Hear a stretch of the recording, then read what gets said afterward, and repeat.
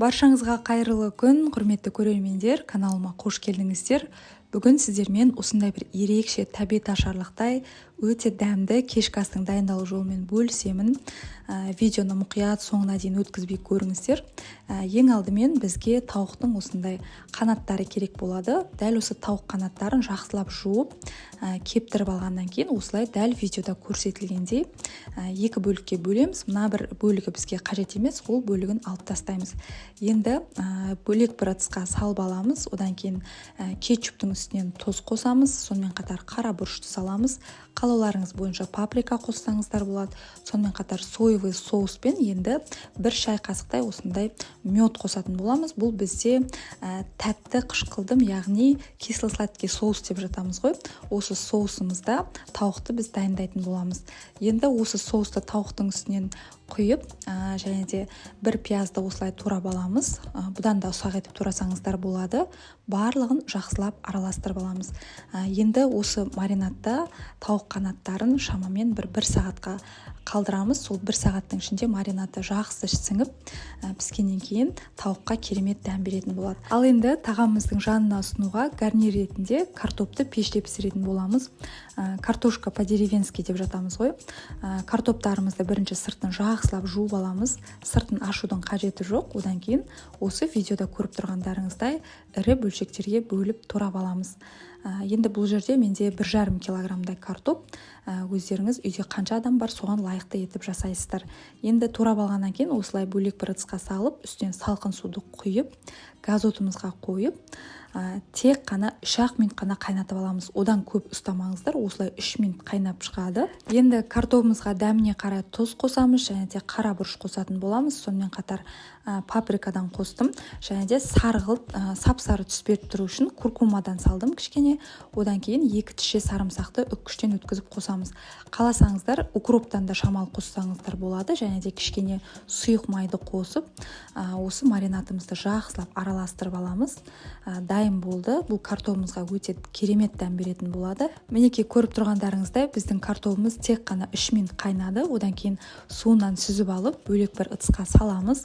Енді үстінен жаңағы дайындап алған маринадын құйып, жақсылап араластырып алатын боламыз. Одан кейін картоптарымызды пештің формасына салып, 180 градуста қызарғанша 20 минуттың көлемінде пісіріп алатын боламыз. Картопымыз пісем дегенше сіздерге бір пайдалы ақпаратпен бөлісе кетейін. Енді үйде барлығымыздың да балаларымыз бар, мектепке баратындар, оқитындары бар. Кейде сол балаларымыздың қолынан телефон түспей, әртүрлі ойындарды ойнап, YouTube қарап, TikTok көріп, енді уақытын зая кетіп жатады ғой. Ол нәрсе сабақ үлгеріміне де әсер ететіні сөзсіз. Енді қазір математика пәні негізгі керекті пәндердің бірі ғой. Сол математикаға қалай қызықтырарыңызды білмей жүрсеңіз, ешқандай да қам жемеңіз. Себебі 25 мың оқушыны математикадан үздік қылып, осы уақытқа дейін 315 миллиондай ақшалай кэшбэк берілген Қалан математикалық өзіміздің қазақстандық курсы бар. Яғни Қалан деген ол платформа. Егер сіз Қаланға балаңызды беретін болсаңыз, ең бірінші балаңыздың деңгейін анықтайды, яғни диагностика жасалады. Диагностика жасалу арқылы балаңыз қай сыныпта қандай тақырыптарды меңгермей қалған, соның барлығы анықталады. Мысалы, сіздің балаңыз 7-ші сынып оқыса, 5-ші класста мүмкін игермей қалған тақырыптары бар шығар. Сол сияқты, яғни балаңыздың деңгейі анықталады. Ары қарай енді сол деңгейіне қарай оқу жоспары құрылады. Одан кейін балаңызға күндегісін күнде тапсырмалар беріліп отырады. Бір тапсырманың ішінде 15-20 есептен болады. Есептің барлығының шығарылу жолы видео түсіндірме арқылы беріледі. Ал егер балаңыз түсінбей қалған сұрақтары болса, Қалан платформасының арнайы менторларына түнгі сағат 23:00-ге дейін, яғни 11-ге дейін хабарласып, видеозвонокпен звондап, жауабын ала алады, яғни есебінің. Бұл Қазақстанда жасалған ең керемет платформалардың бірі. Сондай-ақ балаңызға есеп шығарғаны үшін ақша төлейді. Есепті жаңағыдай дұрыс шығарғаны үшін балаңызға мотивация ретінде қосымша кэшбэктер беріліп отырады. Жалпы бұл Қалан платформасы тек қана Қазақстанда ғана емес, сонымен қатар Ресей, Өзбекстан елдерінде де ашылып, үлкен сұраныстарға ие болуда. Сондықтан сондықтан егер сіз 1 сынып пен 11 сынып оқитын оқушының ата-анасы болсаңыз, дәл бүгін қаламның тегін 20 есебін өзіңізге жүктеп алып, соны балаңызға шығартып көрсеңіз болады. Мен өзімнің жаңа осы видеоның астында сілтеме қалдырып кетемін, сол сілтемеден өтсеңіздер болғаны. Ал енді осы уақыт аралығында әбден маринадталған тауық қанаттарымызды пісіруге кірісеміз.